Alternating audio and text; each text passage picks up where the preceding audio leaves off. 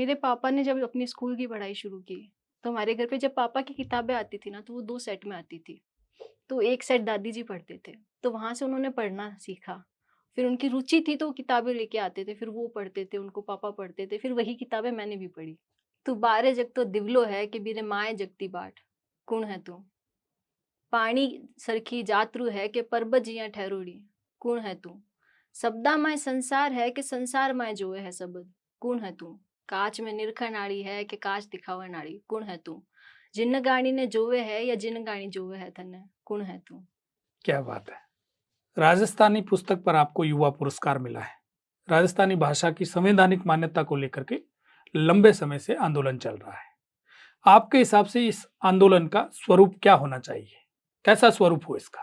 ममता कालिया जी ने एक बार मुझे फेसबुक पे मैसेज किया कि वो मेरी पेंटिंग उन्होंने अपने मंदिर में लगा रखी है, श्रीनाथ अच्छा। जी की। आजकल क्या है ना कि पेरेंट्स बहुत प्राउडली बोलते हैं कि हमारा बच्चा राजस्थानी में को नहीं बात करे, हमारा बच्चा हिंदी बोली, अंग्रेजी बोली। आदि युग से आज तक मानवता ने अपने कर्मिक विकास के इतिहास का संकलन जिन विविध रूपों में किया है, उनमें साहित्य का स्थान सर्वश्रेष्ठ माना जाता है। हम ये भी कह सकते हैं कि विश्व चेतना ने अपने रसात्मक स्वरूप को काव्य के माध्यम से ही पहचाना है। आज हमारे साथ है एक ऐसी कवयित्री जिन्होंने बहुत छोटी उम्र से ही साहित्य पढ़ना और लिखना शुरू कर दिया था। जब लिखा तो छपा भी, और इनकी पहली प्रकाशित पुस्तक पर मिल गया इस वर्ष का केंद्रीय साहित्य अकादमी का युवा पुरस्कार। आज हमारे साथ चर्चा के लिए उपस्थित है हाल ही में घोषित हुए केंद्रीय साहित्य अकादमी के युवा पुरस्कारों में राजस्थानी के युवा पुरस्कार को पाने वाली पुस्तक शुद्ध सोदू जग आंगणे की लेखिका सोनाली सुथार। तो आप हमारे साथ बने रहिए। नमस्कार, मैं Brijmohan Ramawat, talk with BMR में आपका स्वागत है।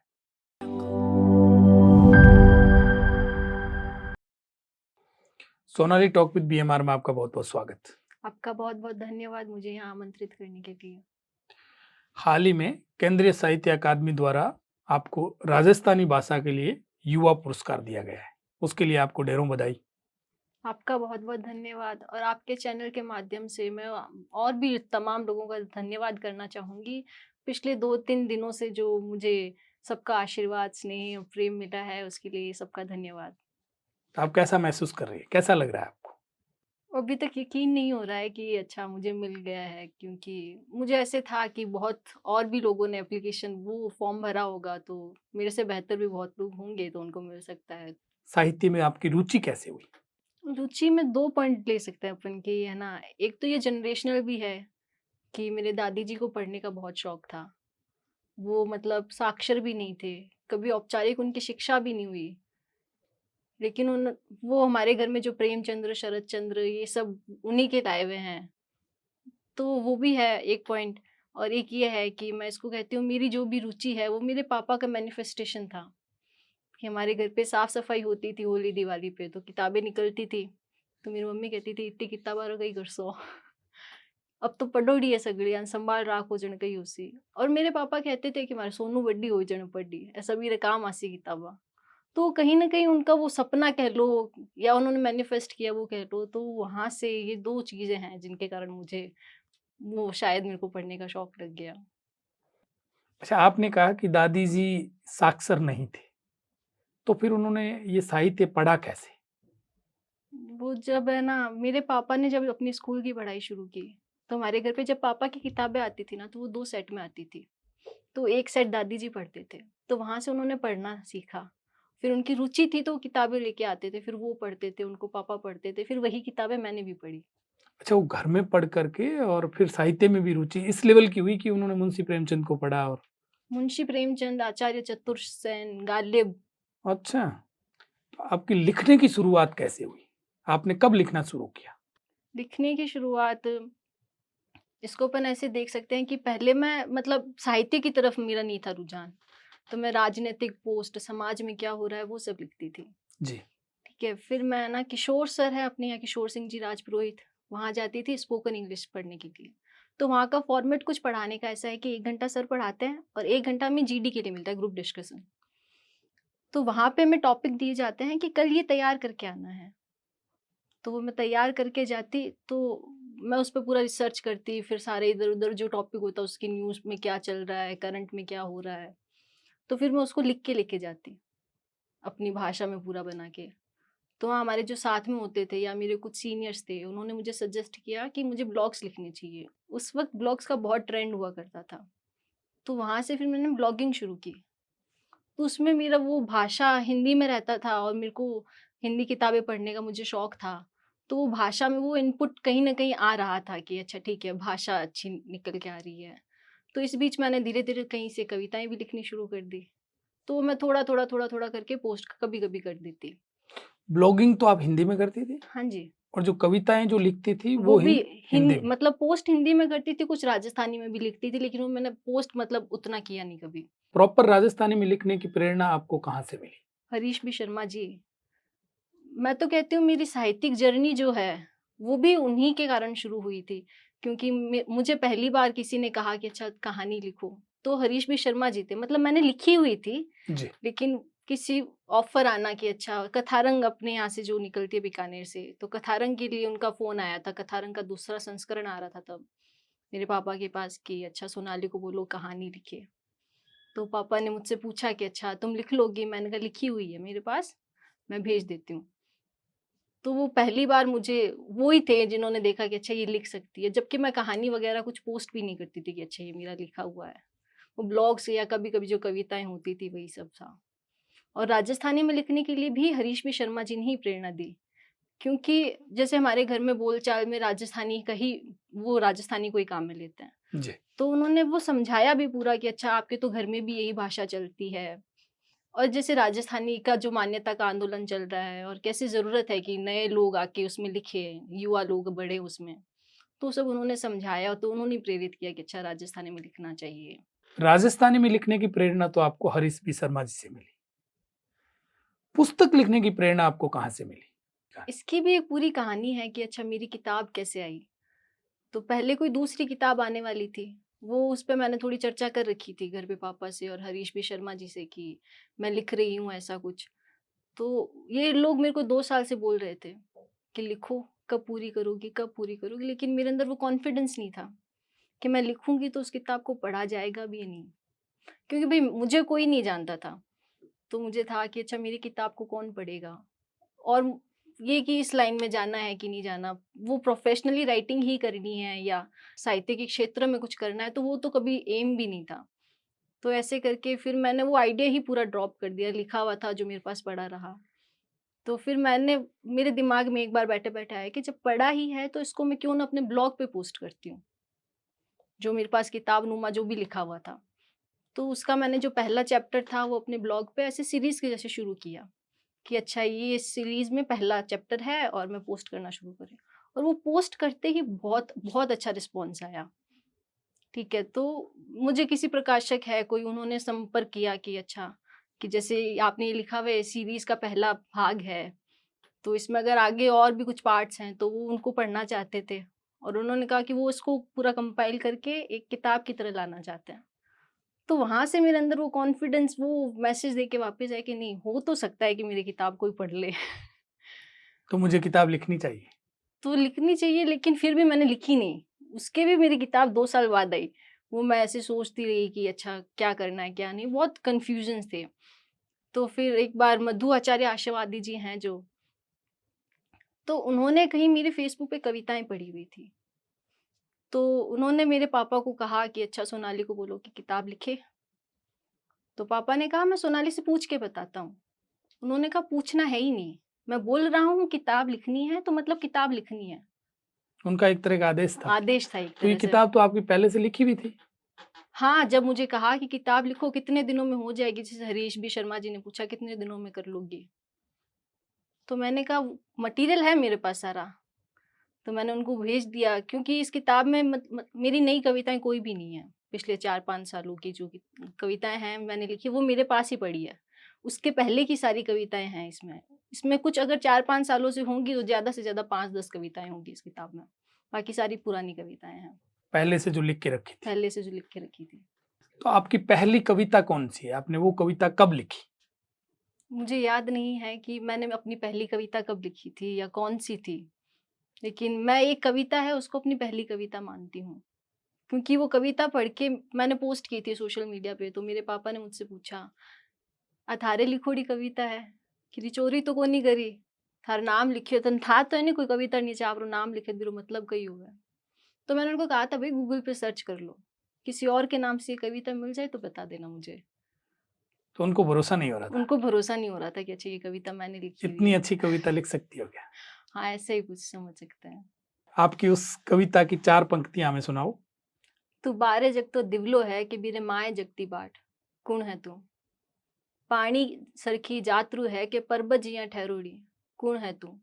शब्दा माय संसार है कि संसार माय जोए है शब्द, कुण है तू? काच में निरखण आड़ी है कि काच दिखावन आड़ी, कुण है तू?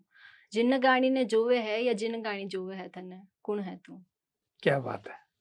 राजस्थानी पुस्तक पर आपको युवा पुरस्कार मिला है। राजस्थानी भाषा की संवैधानिक मान्यता को लेकर के लंबे समय से आंदोलन चल रहा है। आपके हिसाब से इस आंदोलन का स्वरूप क्या होना चाहिए? कैसा स्वरूप हो इसका? अभी मैं उस स्तर पे हूँ नहीं कि मैं एक आंदोलन के स्वरूप पे अपनी राय दे सकूँ या मुझे कोई टिप्पणी करनी चाहिए। लेकिन फिर भी अगर मैं अपने विचार बताऊँ इस पे तो ऐसा है कि मतलब कोई भी आंदोलन है उसकी शुरुआत घर से होनी चाहिए। जी, आजकल क्या है ना कि पेरेंट्स बहुत प्राउडली बोलते हैं कि हमारा बच्चा राजस्थानी में क्यों नहीं बात कर रहा है, हमारा बच्चा हिंदी बोली, अंग्रेजी बोली। तो वो चीज़ है ना वो कहीं न कहीं ऐसे बताती है कि अच्छा पेरेंट्स को वो हीन भावना है कि भई राजस्थानी नहीं बोली जानी चाहिए। जबकि वो चीज़ गलत है। घर से ही शुरुआत होगी, बच्चे उस भाषा को सीखेंगे ही नहीं। बच्चे भविष्य हैं, अगर वो भाषा सीखी ही नहीं जा रही तो भविष्य तक वो भाषा कैसे पहुँचेगी? और ये कहीं न कहीं साइंटिफिक फैक्ट भी है कि बच्चों को ज़्यादा से ज़्यादा भाषा आनी चाहिए। मतलब सबको ही, जितनी ज़्यादा भाषा आएगी उतना दिमाग एक्टिव रहेगा और इसको मतलब पता बहुत लोगों को है तो लेकिन उसमें भी अपनी भाषा को दरकिनार कर दिया जाता है कि राजस्थानी सीखने की ज़रूरत नहीं है। इंग्लिश सीखो, फ्रेंच सीखो, स्पेनिश सीखो। वो राजस्थानी की ज़रूरत नहीं लगती। अपनी भाषा को हीन भावना की दृष्टि से हीन देखते भावना की हैं। दृष्टि से देखा जा रहा है। हुँ, तो वो गलत है।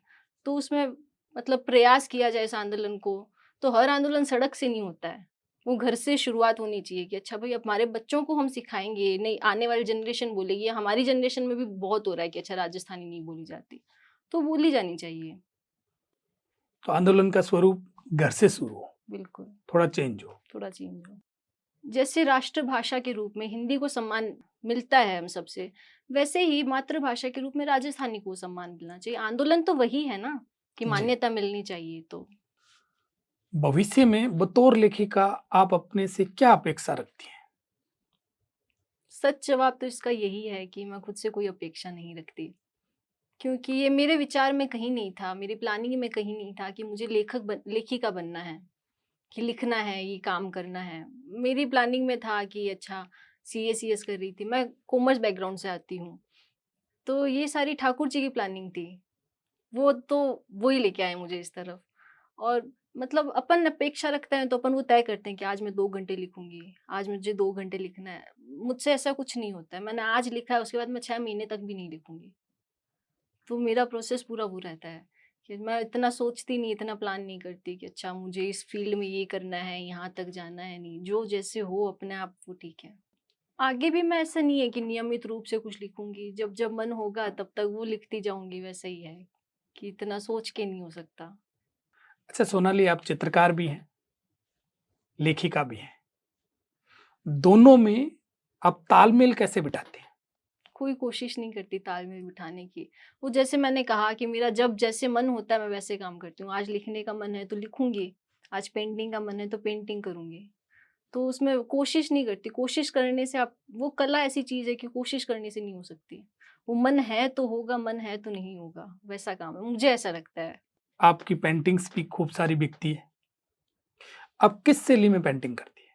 मैं मंडला और जैसे पिछवाई और पर्शियन मिनिएचर का थोड़ा बहुत वो सीख रही हूँ अभी मैं। तो इसमें आपने कुछ डिग्री कर रखी है, पढ़ाई कर नहीं, रखी है नहीं, इसमें? पढ़ाई मैंने ग्रेजुएशन वो बीकॉम कर रखा है मैंने, तो ये आपकी हॉबीज़ थी, हॉबीज़ थी। बचपन से थी? हॉबी बचपन से थी कि बचपन से पेंटिंग, ड्राइंग करना वो अच्छा लगता था, लेकिन पढ़ाई के कारण बीच में कुछ सालों में छूट गई और फिर जैसे कोविड के टाइम की बात है, मेरी एक दोस्त है, पूजा बहुत अच्छी पेंटिंग करती है। तो उसकी पेंटिंग्स मैं पापा को दिखा रही थी, तो पापा ने बोला कि तुम भी तो करती थी, फिर तुम भी कर सकती हो, तुम्हें कौन रोक रहा है? तो वहाँ से फिर मैंने वो ब्रेक भी लिया हुआ था कि मैंने सीए छोड़ दिया था, तो थोड़ा वो ब्रेक में खुद को फ्रेश करने के लिए मैंने वो शुरू किया कि अच्छा मंडला करके, और कोविड में सबके पास बहुत टाइम था, तो वहाँ मैंने मंडला करना शुरू किया। तो फिर वो कर रही थी शौक से कि अच्छा ठीक है, टाइम पास हो रहा है। फिर वहीं से किसी को पसंद आ गई, तो किसी ने मैसेज करके पूछा इंस्टाग्राम पे कि वो खरीदना चाहते हैं, तो वहाँ से वो मेरी पहली पेंटिंग बिकी, और फिर वो भी सब अपना आप शुरू हो गया। वो प्रोसेस था तो कि आपने भी कुछ तय कर रखा है कि मुझे कितनी पेंटिंग्स बनानी, कितनी बेचनी, ऐसा कुछ नहीं, कर रखा है? मैं उस सिस्टम में वो मेरा सिस्टम ऐसे काम ही नहीं करता है कि अच्छा मैं तय कर लूँ कि 1 महीने में 1 पेंटिंग बनानी है या ये करना है। मैं बहुत बार 6 महीने में 1 पेंटिंग पूरी करती हूँ, 2-3 महीने लगा के 1 पेंटिंग कर दी, और कभी मेरा मन है तो 1 महीने में 2 पेंटिंग बना दी। वो एकदम वो गोइंग विद द फ्लो कि अच्छा जब जैसे मन हो रहा है वैसे काम। अच्छा, मैं प्राथमिकता की यदि बात पूछूं कि पेंटिंग्स या लेखन, दोनों में से आप किसको प्राथमिकता देंगी? जैसे पेंटिंग है वो ऐसी चीज़ है जिसको मैंने चुना कि मुझे करनी है, और लेखन ने मुझे चुना कि अच्छा ठीक है ये इसके अंदर जाएगी ये चीज़। तो इन दोनों में से प्राथमिकता देने का तो सवाल ही नहीं है। वो लेखन तो जब वो कहते हैं ना कि अपने आप मन में आता है वो भाव लिखना पड़ता है। तो उसमें मैं कुछ तय नहीं कर सकती कि मुझे कब इसको प्राथमिकता देनी है, नहीं देनी है। कोई विचार आया उसको मैंने नहीं लिखा तो वो तो चला जाएगा 1 घंटे बाद। तो उसमें मेरा कुछ रोल ही नहीं है कि अच्छा मैं लेखन में चूज़ करूँ कि मेरे को लिखना है कि पेंटिंग करना है। वो अपना आप जो जैसे हो रहा है वैसे ही होगा। अच्छा, आपने कुछ तय कर रखा है कि मुझे रोजाना लिखना है या रोजाना पेंटिंग्स करनी है, ऐसा कुछ तय किया है आपने समय प्रबंधन का? लिखने का नहीं तय कर रखा। लिखना मैं कह रही हूँ ना, ऐसे मैं लिख ही नहीं सकती कि अच्छा आज 2 घंटे लिखना है। वो है ही नहीं प्रोसेस मेरा। पेंटिंग का हाँ, मैंने तय कर रखा है कि इसमें बहुत बार ऐसे होता है ना कि प्रैक्टिस भी चाहिए होती है, आप चीज़ों को सीख रहे हो। तो उसमें कि कम से कम 1 घंटा तो मुझे कुछ सीखना है, कुछ बनाना है, तो फ्लो रहता है बनाने का, सीखते रहते हैं आप नई-नई चीज़ें। तो पेंटिंग का तय कर रखा है, लिखने का ऐसा कुछ तय नहीं है। पढ़ने का तय है कि रोज़ इतना तो पढ़ना ही है। ये कब से तय किया पढ़ने का? अपने सिलेबस के अलावा साहित्य को पढ़ना कब से शुरू किया? वो मैं ना ऐसे तो बचपन से किताबें पढ़ रही हूँ कि हमारे घर में नियम था कि पापा हमें घुमाने लेके जाते थे, और हर सैटरडे को घर में है ना किताबें आती थी नहीं, उनको अगले सैटरडे तक पूरा करना होता था। लेकिन वो बच्चों वाली किताबें थी, जैसे अपने चंपक, चाचा चौधरी ये सब पढ़ते थे। तो स्कूल की बात है, 11th में थी मैं, 12 साल की कुछ। तो हमारे एक सर थे सोमनाथ जी जोशी, मैनेजमेंट पढ़ाते थे हमें। तो उन्होंने क्लास में खड़ा करके कोई सवाल पूछा, और मुझे उसका जवाब नहीं आया, और मैंने बहुत नॉन सीरियस तरीके से कोई जवाब दे दिया। तो सर ने मुझे एक चीज़ बोली, और पूरी क्लास के सामने, कि सुथार साहब आपको पता है आप किसकी बेटी हो? आपके पापा जब बात करते हैं ना तो हर लाइन में, हर बात में किसी न किसी किताब का या किसी विद्वान का ज़िक्र ज़रूर होता है।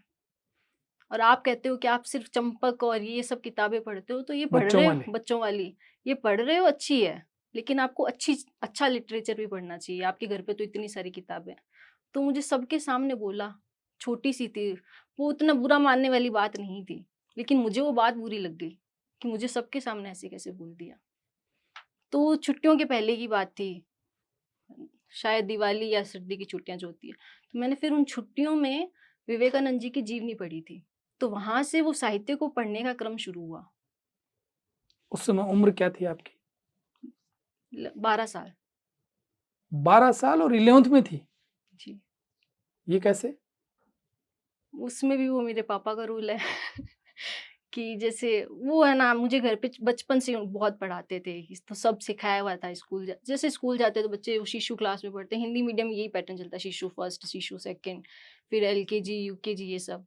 तो एलकेजी तक शिशु फर्स्ट, शिशु सेकंड, एलकेजी ये सब मैंने पढ़ा ही नहीं, और जी। यूकेजी और फर्स्ट मैंने 1 साल में पढ़ दिया। फिर उसके बाद मैंने 4th नहीं पढ़ी थी, 7th नहीं पढ़ी थी, अच्छा, प्रमोट होकर के प्रमोट होकर के आप आगे गए और आगे। फिर तो 11 साल की उम्र में आपने 10वीं कर ली। हाँ जी। ये भी अपने आप में एक रिकॉर्ड है कि जब आपकी उम्र 11 साल थी, तब आपने 10वीं क्लास कर ली। कहानी या कविता पर तो प्रतिक्रियाएँ आ जाती हैं, डीएम के द्वारा भी, और जब कभी आप मिलते हो किसी कार्यक्रम में, तब लोग आपके सामने भी प्रतिक्रिया दे देते हैं। पेंटिंग्स को लेकर के ऐसी कोई प्रतिक्रियाएँ आई आपके पास, जो आपके दिल को छूने वाली हो? हाँ, 2 हैं बातें। एक तो जब मेरी किताब का विमोचन हुआ तो ममता कालिया जी आई थी, हिंदी साहित्य की बहुत जानी-मानी लेखिका हैं। जी। तो जब अपने विमोचन हुआ था तो सबको एक भेंट जैसा कुछ दिया था, तो वो मैंने सारी पेंटिंग्स अपने हाथ से बनाई थी। तो उसमें एक श्रीनाथ जी थे, तो ममता कालिया जी ने एक बार मुझे फ़ेसबुक पे मैसेज किया कि वो मेरी पेंटिंग उन्होंने अपने मंदिर में लगा रखी है, श्रीनाथ अच्छा। जी की। तो वो मुझे बहुत अच्छा लगा था। और एक था कि मैंने एक पेंटिंग बनाई थी, पेंटिंग का टाइटल था श्रीनिवास।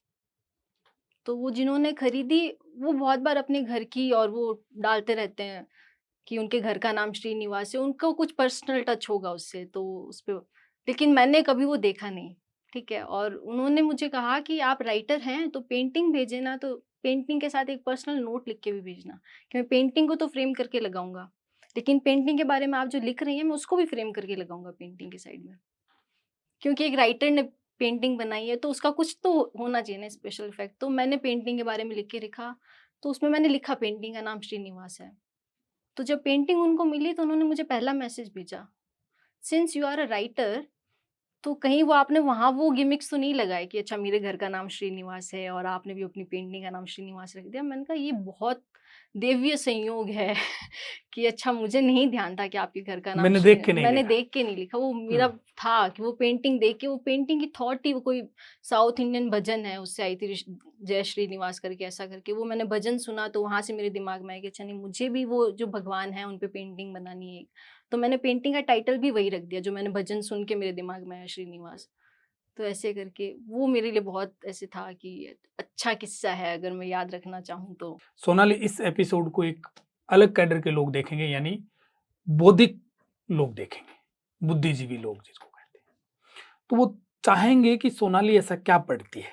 उनको भी जानने की इच्छा है कि सोनाली की पसंदीदा किताबें कौन-सी हैं? आप चूँकि आप खूब सारा साहित्य पढ़ती है, साहित्य में रुचि रखती है, पढ़ा भी है और पढ़ भी रही हैं। तो आपकी पसंदीदा किताबें कौन-सी है? एक किताब कहूँ तो ऐसा कुछ नहीं है कि अच्छा ये एक किताब मेरी बहुत पसंदीदा है। अभी मैं ओम पुरोहित कागज जी का कविता संग्रह पढ़ रही हूँ, पंचलड़ी बहुत अच्छी-अच्छी कविताएँ हैं उसमें। और उसके अलावा मैंने विजयदान देथा जी की भी 1-2 किताबें पढ़ी, तो वो भी मुझे बहुत अच्छी लगी थी। फिर मैंने पहली जो राजस्थानी किताब पढ़ी थी वो हरीश बी शर्मा जी की थी, तीजी जात। बहुत, बहुत अच्छी किताब है वो उसमें। पूरा थर्ड जेंडर को लेके वो पूरी किताब चल रही है। मतलब पूरा पृष्ठभूमि अच्छी है। उसके अलावा मैंने गवाड़ वो भी पढ़ा, मधु आचार्य आशावादी जी का। फिर अपन हिंदी की तरफ आएँ तो अर्जुन देव जी चारण वैसे तो राजस्थानी में के ख्यातनाम हैं, लेकिन मैंने उनकी हिंदी किताबें पढ़ी है, जगदम्बा, पंचम वेद और उसके अलावा हिंदी में शिवाजी सावंत का युगंधर, उससे बेहतर कुछ है ही नहीं। वो मेरी मतलब one of the most favourite book है। और उसके अलावा हिंदी में आचार्य चतुरसेन का वैशाली की नगरवधु उपन्यास। तो ये हैं, इंग्लिश में भी कुछ हैं जैसे the midnight library, the last lecture, Tuesdays with Morrie. तो ये कुछ-कुछ हैं ये तो किताबें खूब जो सारी होगी, कुछ-कुछ क्या है? मतलब मुझे ऐसा लगता है कि ये किताबें जीवन में एक बार पढ़ी जानी चाहिए। जिनको पढ़ने की रुचि है। जिनको पढ़ने की रुचि नहीं उनको भी ये युगंधर और ये सब तो एक बार पढ़ लेना चाहिए। युगंधर तो बहुत अच्छी चीज़ है पढ़ने के लिए। आप हमारे दर्शकों को क्या मैसेज देना चाहेंगी? आपको इस उम्र में राष्ट्रीय स्तर का पुरस्कार मिला है। तो मुझे ऐसा नहीं लगता अभी तक कि मैं उतनी पात्र हूँ या मेरी वो पात्रता है कि मैं वो दर्शकों को क्या मैसेज देना चाहती हूँ, उस पे कुछ बात करूँ। बहुत वो महान होना पड़ता है ऐसी सब बातों के लिए कि अच्छा आप ये करो, वो करो। छोटे मुँह बड़ी बात है ये मतलब मैंने कहीं एक लाइन पढ़ी थी कि समंदर भर पढ़ो, बूँद भर लिखो। तो मैंने मेरे जीवन में उसी को अपनाया है कि मुझे पढ़ने का बहुत शौक है। लिखना ठीक है, अपना आप वो जितना हो जाता है उतना ठीक है, लेकिन पढ़ने को प्राथमिकता दी जानी चाहिए। बाकी ऐसा है कि मैंने ये सीखा है कि घर में एक लाइब्रेरी तो होनी चाहिए, किताबें आनी चाहिए। क्योंकि मेरे घर में जो हर हफ्ते किताबें आती थी, मुझे जो आज ये पुरस्कार मिला है, उसका कहीं न कहीं कारण वो किताबें हैं जो बचपन में मुझे हर शनिवार को दिलाई जाती थी। तो बस यही मेरा संदेश है कि घर में किताबें होनी चाहिए, किताबें होंगी तो पढ़ेंगे। तो पढ़ेंगे लोग। अच्छा सोनाली, मेरा एक अंतिम सवाल। जी। मैं आपको टेलीफ़ोन करता हूँ, तो मैं आपको चित्रकार महोदया बोलूँ या लेखिका बोलूँ? जो भी आपको उचित लगे। आप क्या सुनना पसंद करेंगी? वो सब आपके उस पे है कि आप मुझे किस रूप में देखना चाहते हैं। मैं खुद को ऐसे सांचों में डाल के नहीं देखती, जो भगवान को, ठाकुर जी को मंज़ूर है, वो हो जाएगा, वो बन जाऊँगी। चलो सोनाली, आप यहाँ हमारे पधारी, आपने अपना अमूल्य समय हमें दिया। आपका बहुत-बहुत आभार। धन्यवाद।